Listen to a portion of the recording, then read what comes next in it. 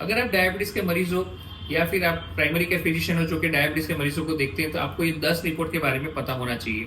Number 1, blood sugar report. Blood sugar report में अंदर आते हैं fasting blood sugar, post prandial blood sugar और रैंडम ब्लड शुगर।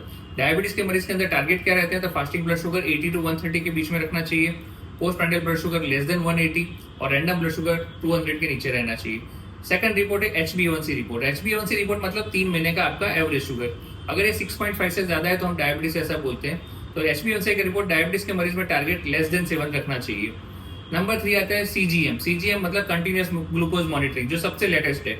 इसके अंदर क्या होता है? एक सेंसर होता है जो यहाँ पे लगा हुआ होता है, और डिवाइस के थ्रू रियल टाइम हम शुगर चेक कर सकते हैं। ये ग्लूकोज के ट्रेंड दिखाता है पूरे दिन के। तो इसके अंदर टाइम इन रेंज मतलब कि कितने टाइम तक ब्लड शुगर आपका रेंज में रहता है, कंट्रोल में रहता है। उसी तरह से ग्लूकोज वेरिएबिलिटी मतलब ग्लूकोज फ्लक्चुएट कितना करता है, और थर्ड चीज के हाइपोग्लाइसीमिया कब हो जाता है। तो ये सब चीजें आपको कंटिन्यूस ग्लूकोज मॉनिटर दिखाएगा। नंबर 4 रिपोर्ट जो है वो है सी पेप्टाइड का report. C peptide report basically type 1 type 2 diabetes में ग्रॉसली डिफरेंशिएट करने में काम आता है, क्योंकि टाइप 1 डायबिटीज में सी पेप्टाइड का रिपोर्ट बिल्कुल कम होता है, और टाइप 2 डायबिटीज में जिसमें इंसुलिन रेजिस्टेंस है तो उसमें सी पेप्टाइड का रिपोर्ट इनिशियल स्टेज में बढ़ जाता है। नंबर 4 कि अगर टाइप 1 डायबिटीज है तो इंसुलिन एंटीबॉडी का जो रिपोर्ट होता है, तो इंसुलिन एंटीबॉडी का जो रिपोर्ट है जैसे कि GAD65 एंटीबॉडी रिपोर्ट है, आइसोलेट सेल एंटीबॉडी IC है, और उसी तरह से ZNT8 एंटीबॉडी रिपोर्ट है। तो ये कुछ एंटीबॉडी है जो टाइप 1 डायबिटीज के मरीज में पॉजिटिव होती है। तो हम टाइप 1 डायबिटीज का मरीज सस्पेक्ट करते हैं तब उसके अंदर ये रिपोर्ट्स करवाते हैं। उसके बाद जो आपके कॉम्प्लिकेशन की रिपोर्ट, तो नंबर 5 पे कॉम्प्लिकेशन की रिपोर्ट आंखों के, तो आंखों में फंडस का रिपोर्ट करवाते हैं जिसके अंदर हम डायबिटीज रेटाइनोपैथी देखते हैं।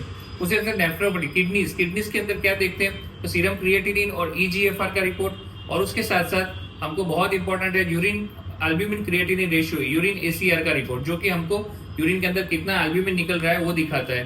तो वो एक रिपोर्ट बहुत जरूरी है डायबिटीज पेशेंट में अर्ली नेफ्रोपैथी डिटेक्ट करने के लिए। और न्यूरोपैथी के लिए कुछ रिपोर्ट है जैसे मोनोफिलामेंट रिपोर्ट है, और उसी तरह से कई बार कई एडवांस स्टेज है तो NCV EMG स्टडीज जो होती है वो भी हम करवाते हैं। उसके साथ साथ डायबिटीज के मरीज में कौन सी रिपोर्ट खास करवानी चाहिए? थायराइड का रिपोर्ट करवाना चाहिए, क्योंकि कुछ टाइप 1 डायबिटीज में लिंक है थायराइड के साथ। तो TSH का रिपोर्ट जरूर से चेक कर लेना चाहिए डायबिटीज के मरीज को।